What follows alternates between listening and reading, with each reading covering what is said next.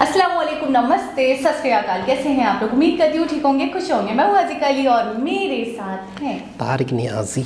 अस्सलाम वालेकुम, नमस्ते, सत श्री अकाल। उम्मीद करता हूँ ठीक होंगे, खुश होंगे। दोस्तों जहाँ रहें खुश रहें, माँ बाप का ख्याल करें, क्योंकि माँ बाप है तो सब कुछ है। चैनल को सब्सक्राइब, वीडियो को लाइक, दोस्तों के साथ और बेल आइकन को तो ज़रूर प्रेस करें ताकि आने वाली हर वीडियो का नोटिफिकेशन आपको टाइम टू टाइम मिलता रहे। सो आज की हमारी वीडियो है इमारत प्रोजेक्ट से रिलेटेड इमरान खान के व्यूज़। सो स्टार्ट करते हैं अपनी वीडियो को। Let's start. ठीक है, तो वीडियो का टाइटल है हिंदी में, सो हमें नहीं पता है अभी वीडियो में क्या है। स्टार्ट करते हैं वीडियो को। नमस्कार दोस्तों, स्वागत है आपका हिंदी नॉलेज शो में। तो दोस्तों, कश्मीर को लेकर एक ऐसी खबर आई है जिसे सुनकर आप खुशी से उछल पड़ेंगे, और पाकिस्तान के लिए ये खबर किसी बुरे सपने से कम नहीं है। दरअसल आप सभी लोगों को याद होगा कि अब से 3 दिन पहले मैंने आपको बताया था कि कश्मीर के अंदर एक यूएई का डेलीगेशन आया है। दरअसल अगर आप यूएई नहीं जानते तो यूएई पूरे अरब वर्ल्ड का दूसरा सबसे अमीर और ताकतवर देश है। तो वहाँ के ढेर सारे बिजनेसमैन और इन्वेस्टर का एक पूरा डेलीगेशन कश्मीर के दौरे पर आया हुआ है, और वो अभी भी कश्मीर के अंदर ही हैं।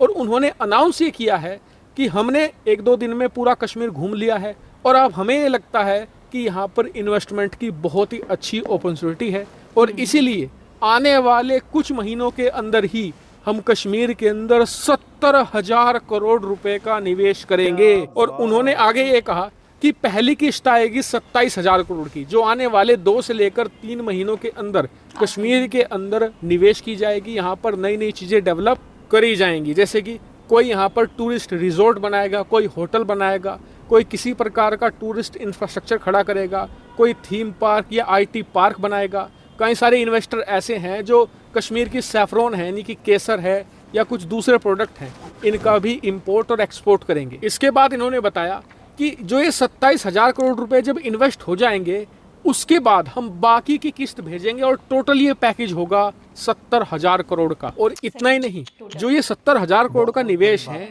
ये यूएई के जो प्राइवेट बिजनेसमैन हैं ये लोग कर रहे हैं। यूएई की सरकार पहले ही भारत के साथ समझौता कर चुकी है, जिसमें एमआर ग्रुप, जो सबसे बड़ा प्रॉपर्टी डेवलपर है पूरे अरब वर्ल्ड का, वो कश्मीर के अंदर बड़े लेवल पर निवेश करके बड़ा इंफ्रास्ट्रक्चर और भारी मात्रा में कंस्ट्रक्शन करने जा रहा है। बड़ी बड़ी बिल्डिंगें बनाएगा, रेजिडेंशियल हाउस बनाए जाएंगे, कई फैक्ट्रियां खड़ी करी जाएंगी। यानी कि जो यूएई की सरकार है वो अलग निवेश कर रही है, यूएई के जो बड़े बड़े व्यापारी हैं, बिजनेसमैन हैं, वो अलग निवेश कर रहे हैं। लेकिन ओवरऑल इससे भारत को बहुत फायदा है। आप कहेंगे कि फायदा कैसे है, मैं आपको बताता हूँ।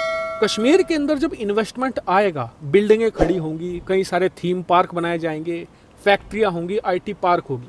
अब अगर कश्मीर के अंदर पाकिस्तान के आतंकी आकर हमला करते हैं और यूएई के इन होटलों को, इन टूरिस्ट प्लेस को नुकसान पहुंचाते हैं, तो इससे नुकसान किसका होगा? नुकसान होगा यूएई के बिजनेसमैन का, यूएई की सरकार का। और जब इनका नुकसान होगा तो ये किसका कान पकड़ेंगे? पाकिस्तान का। और आपको बता दूं कि पाकिस्तान आज भी अरब देशों के पैसे पर चलता है। यूएई और सऊदी अरेबिया, ये दोनों हमेशा से ही पाकिस्तान की बड़े लेवल पर मदद करते आए हैं। जब भी पाकिस्तान बैंकरप्ट होने की कगार पर पहुंचा है, तो यूएई और सऊदी के पैसे से ही पाकिस्तान अपनी जान बचा पाया है। और अब भी 1 साल पहले भी जब पाकिस्तान पर कोई भी फॉरेक्स रिजर्व नहीं था, पाकिस्तान 1-2 महीने के अंदर ही दिवालिया होने वाला था, उस समय यूएई की सरकार ने $1 अरब इन्हें दिए थे, जिससे कि ये बैंकरप्सी से बच गए थे। तो ऐसे में पाकिस्तान के अंदर इनका बड़ा प्रभाव है, और जब भी इनका नुकसान होगा ये पाकिस्तान का कान पकड़ेंगे। ऐसे में कश्मीर के अंदर आतंकी गतिविधियां भी कम होगी। इसके अलावा आप सभी जानते हैं कि कश्मीर पर पाकिस्तान का समर्थन सबसे ज़्यादा करते हैं ये अरब देश ही। लेकिन जब ये सारे अरब देश भारत के कश्मीर के अंदर इन्वेस्टमेंट करेंगे, तो भारत का दावा ऑटोमेटिकली, पूरे कश्मीर की मैं बात कर रहा हूँ, वहाँ पर और मजबूत हो जाएगा, और पाकिस्तान का केस पूरी तरीके से ख़त्म हो जाएगा। इसीलिए ये भारत के लिए एक बहुत बड़ी अचीवमेंट है। और इतना ही नहीं, बताया तो ये भी जा रहा है कि कश्मीर भारत का वो हिस्सा है जहाँ पर इन्वेस्टमेंट की अपॉर्चुनिटी तो बहुत है, लेकिन वहाँ पर किसी ने अभी तक कदम नहीं रखा है। एक बार यूएई ने अब कदम रख दिया है, तो इसके पीछे ढेर सारे और देश आने जा रहे हैं। इसमें यूरोपियन देश शामिल है, अमेरिका है, इनकी ढेर सारी जो बड़ी बड़ी होटल कंपनियां हैं वो भी कश्मीर के अंदर अपने पैर पसारना चाहती हैं। और देखिए, इससे इन कंपनियों का भी फायदा है और हमारा भी फायदा है। हमारे देश में रोजगार पैदा होगा, आतंकी गतिविधियां कम होंगी, और कश्मीर के अंदर कश्मीरी पंडितों की वापसी का रास्ता भी इसी से खुलेगा। हालांकि इस पूरे प्रकरण पर आपका क्या मानना है कमेंट करके बताइएगा। Thank you very much for watching video. जी जनाब, तो मैं कहता हूँ, समझ रही थी वो टाइटल पूरा हिंदी में था तो मुझे लगा शायद इमरान खान ने कुछ स्टेटमेंट दिया है। अच्छा मैं आपको एक बात बताऊँ, सबसे पहले तो आप ये देखें, पाकिस्तान एक मुस्लिम देश, सही, यूएई एक मुस्लिम देश, सऊदीया एक मुस्लिम देश। ठीक है। पाकिस्तान की पूरी दुनिया में हम पढ़ते रहे हैं, सऊदी अरब से, यूएई से, फलाने बहुत अच्छे ताल्लुकात हैं। ठीक है। हिंदुस्तान से ताल्लुकात अच्छे नहीं है, उस तरह चाइना हमारा दोस्त ठीक है, जो हम पढ़ते रहे हैं। तो ये कैसा खेल है कि इधर मुस्लिम कंट्रीज़, इंडिया में जो कश्मीर है वहाँ पर 70,000 करोड़ की इन्वेस्टमेंट 70 लाख करोड़ करने जा रहे हैं, ठीक है। तो कहने का मतलब ये है कि ये कहाँ से कैसे हमारे अच्छे दोस्ताना ममालिक हैं जो कि, अच्छा कश्मीर पाकिस्तान में भी कुछ हिस्सा है, एक बात तो ठीक है ना। कभी आप आंसर खुद ही देते हैं, कभी आप खुद ही क्वेश्चन करते हैं। आपने थोड़े दिनों पहले खुद कहा एक वीडियो में कि जो मुल्क का इनपुट नहीं होगा, जिन लोगों का इनपुट नहीं होता पूरी दुनिया में, तो उनको लोग देश काट देते हैं। अभी आगे आ रहा था मैं, ठीक है। तो अब मैं आपको एक बात बताऊँ, जितना मैंने समझा है वीडियोस से और जाना है, बहुत ज़्यादा नहीं जाना है, लेकिन मुझे पता है इतना जान लिया है कि मैं सही गलत की तमीज़ कर पा रही हूँ। तो मैंने जितना समझा है ना, ये मज़ाहिब जो हैं, ये रिलीजन जो है, ये अब आ गए सेकंड नंबर पे, और फर्स्ट पे आती है तरक्की, प्रोग्रेस, डेवलपमेंट। आपकी कंट्री में आपका इन्वेस्टमेंट कहाँ पे डूब जाएगा और कहाँ पे परवान चढ़ेगा, इंटरेस्ट, आपका इंटरेस्ट क्या है, आपके फ़वाइद क्या है, कौन सा कंट्री आपको कमा कर देगा और कौन सा कंट्री आपके एक तरीके से टुकड़ों पे बल रहा है, तो आप किसको प्रायोरिटी दोगे? आप मुझे बताएं, आप कहाँ इन्वेस्टमेंट करोगे? अच्छा, एक जो डूब रहा है, दिवाला हो रहा है, उसका वहाँ लगाओगे, या एक कंट्री जो परवान चढ़ रहा है, जो आगे से आगे बढ़ रहा है, जो सुपर पावर बन रहा है, वहाँ आप इन्वेस्टमेंट करोगे? अच्छा, एक तो सुपर पावर बन रहा है, ये सारी चीज़ें भी सबको दिख रही हैं। दूसरी चीज़ ये है कि सुपर पावर बनने के साथ साथ ताल्लुकात आप कैसे रख रहे हैं दूसरे कंट्री के साथ। सबसे पहले आपका किसी से लेन देन कैसा है, आपके ऊपर लोगों का, दुनिया का ट्रस्ट कितना है, आपने डिलीवर क्या किया है, आप जो डिलीवर कर रहे हैं, जो बोल रहे हैं, आप वो करते भी हैं या नहीं। इन शॉर्ट आपकी रैपो कैसी है, आप हैं कौन, आप हैं कौन, आप बोलते क्या हैं, जो आप बोलते हैं वो करते हैं या नहीं करते। आप चीट तो नहीं करते हो, आप चूना तो नहीं मारते हो, आप जो कहते हो, आप जो दिखाते हो, आप जो वादा करते हो उसको पूरा करते हो कि नहीं करते हो। तो वही वाली बात आ जाती है कि आपकी स्ट्रेंथ, आपकी डिग्निटी, आपकी पावर, आपकी क्या है। तो मैं कहता हूँ कि इसका मतलब ये है कि मुस्लिम कंट्री, जो जिसे हम मुस्लिम्स का गढ़ कहेंगे, जिसे हम अपना वो कहेंगे कि यार हमारे भाई जैसे कंट्री, हमारे सेंटर कहते हैं ना, सेंटर ऑफ इस्लाम, ठीक है ना। हाँ। तो वो अगर पाकिस्तान को छोड़कर पाकिस्तान के ऊपर इतना भरोसा नहीं कर रहे, कश्मीर दोनों तरफ है, इंडिया के पास भी कश्मीर है, पाकिस्तान में भी कश्मीर है, तो सेम तकरीबन खूबसूरती, सेम टूरिज़म, सेम चीज़ें हैं।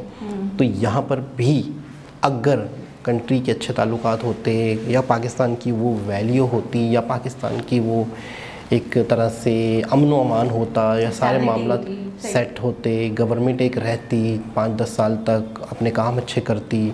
जब वो दुनिया ने ये देखा कि यार पाकिस्तान का तो मामला बिगड़ा हुआ है, या पाकिस्तान में तो आपस में ही लोग इतना लड़ते भिड़ते हैं, यहाँ तो गवर्नमेंट आज है तो कल नहीं है, आज कुछ जुमला है तो कल कोई और जुमला है, तो हम पाकिस्तान पे 70 रुपए भी क्यों लगाएं, ठीक है ना।